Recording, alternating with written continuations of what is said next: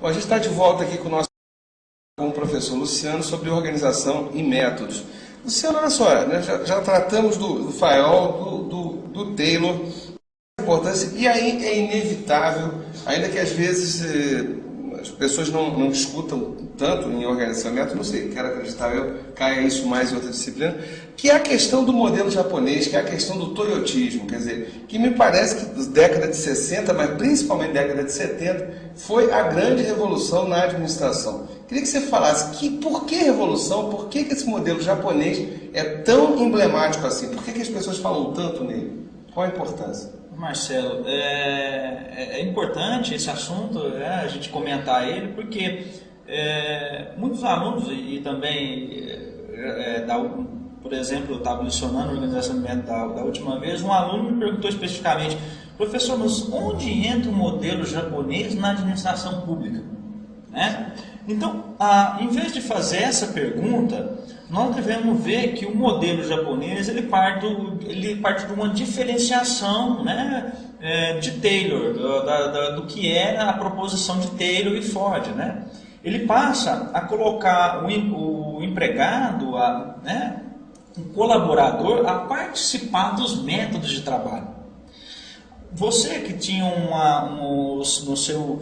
vamos lá para o lado da empresa, né? Porque a gente tem que dar um exemplo lá da empresa. Onde você só trabalhava numa máquina, né? Só manufaturava numa certa máquina, agora você vai ter que dar manutenção nessa máquina, você vai ter que limpar o seu posto de trabalho, você vai ter que saber se a máquina tem uma pressão, você vai ter que saber se ela tem um nível de óleo, como é que está. Quer dizer, esse empregado passa a ser uma pessoa multifuncional. E ele nós passamos a ter círculos de controle de qualidade, né?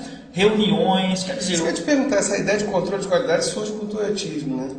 Ou pelo menos se fortalece com o toyotismo, seria isso? Isso, ele se fortalece com o modelo japonês, o toyotismo, né? E muitos autores, né, citam pós-fordismo, né? Toyotismo, modelo japonês. Sim, os círculos de controle de qualidade, né, eles foram criados junto, né, com essa coisa de qualidade total, com o modelo japonês, e inserem as opiniões, né, a participação do empregado nas formas de trabalho. Então, peraí, só para tentar entender o que está acontecendo.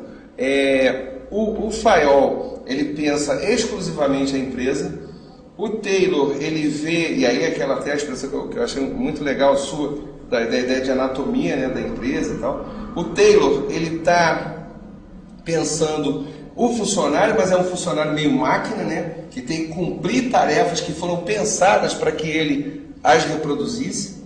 E aí quando você chega no modelo japonês, essa peça dessa máquina, chamada trabalhador, descobre que ela pensa, né, e que ela pode então contribuir. E aí a gente já está beirando a ideia de um trabalho em equipe, quer dizer. Então, mas primeiro vamos lá, então a peça pensa. Certamente. Aí, como você já disse, pegando o gancho, esse trabalho é um trabalho agora já feito em equipe, né? É um trabalho feito em equipe, é um trabalho, desenvolve a concepção que nós temos que trabalhar em equipe para melhorar os métodos de trabalho.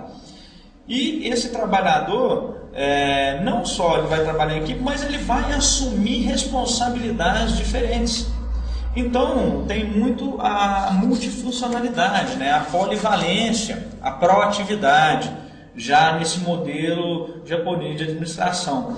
E o que o aluno, que há no tocante ao modelo japonês, é que ele tem várias ferramentas de apoio, né, à resolução de problemas. Né? Como assim? Não estou entendendo. Sim, nós temos... Quando você tem por exemplo, o aluno ele vai estudar diagrama de Chikawa, os 5 porquês, ele vai estudar várias ferramentas, o brainstorm que surge aí, né? Certas ferramentas da qualidade que podem bem ser implantadas em qualquer lugar de trabalho. Então, não é só dentro da empresa.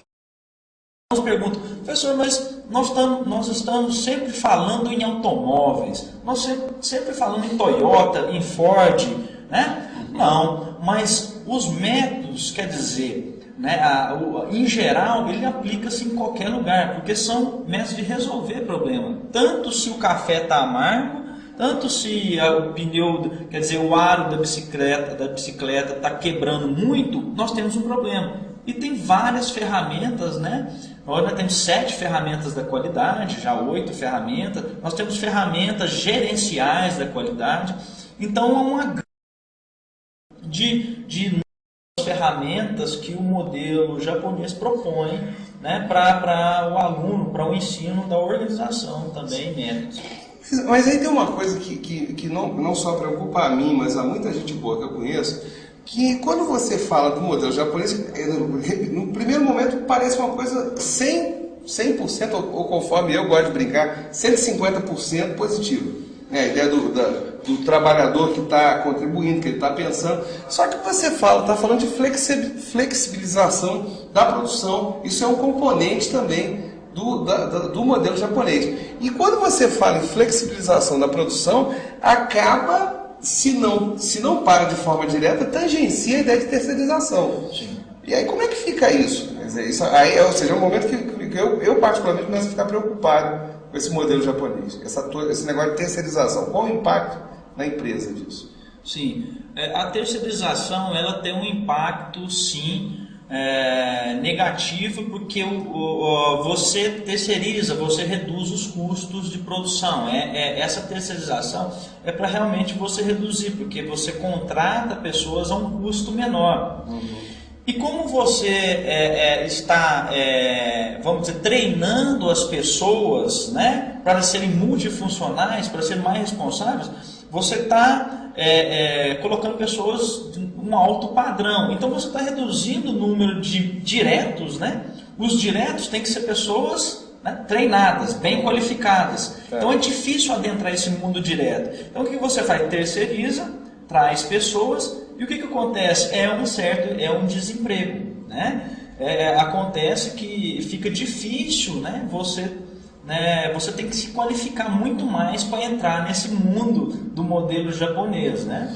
Aliás, até só um comentário à parte aqui, só um acréscimo, a parte não acréscimo, que era o papel dos decassegues, né, daqueles brasileiros, filhos de japoneses que voltaram para o Japão para pegar essas funções menos qualificadas, que o próprio japonês não exercia mais. Sim. Né? Caía um pouco nisso, né? Sim. Sem dúvida alguma. Wilson, perdão, Luciano, lembrando aqui que o autor que ele não citou, que é o Wilson aqui, mas enfim, que aí é parte da administração pública, e eu só estou, sem querer citei o ex-presidente americano por causa de uma pergunta para a gente fechar, que foi a pergunta que o aluno te fez. Como é que a gente aplica o modelo japonês? Numa frase, dá para aplicar a seco o modelo japonês na administração pública? Sim, dá para aplicar, é lógico que dá para aplicar. Como eu disse, Marcelo, não é à toa que nós estudamos as teorias de Fayol, Taylor, de Weber, né?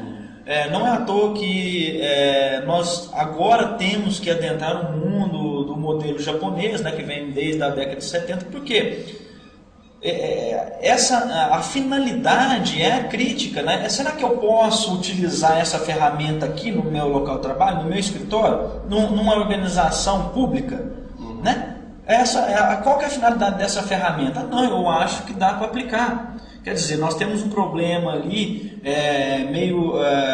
o de fluxo de informações, que nós podemos aplicar os fluxogramas, que nós podemos aplicar, vamos dizer, esse Ishikawa, né, para a gente saber a causa e o efeito do problema que o problema traz, para a gente ver onde ele está o problema, nos materiais, na mão de obra, é no ambiente, né, é no equipamento, né? Então, todos os lugares nós podemos sim aplicar, e isso o aluno, ele estudando essa parte, ele vai ver que ele pode aplicar sim.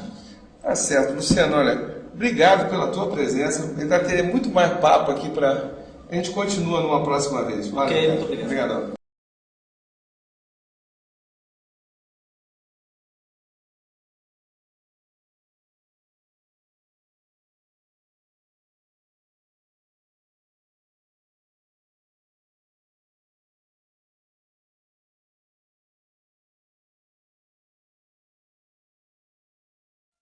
Música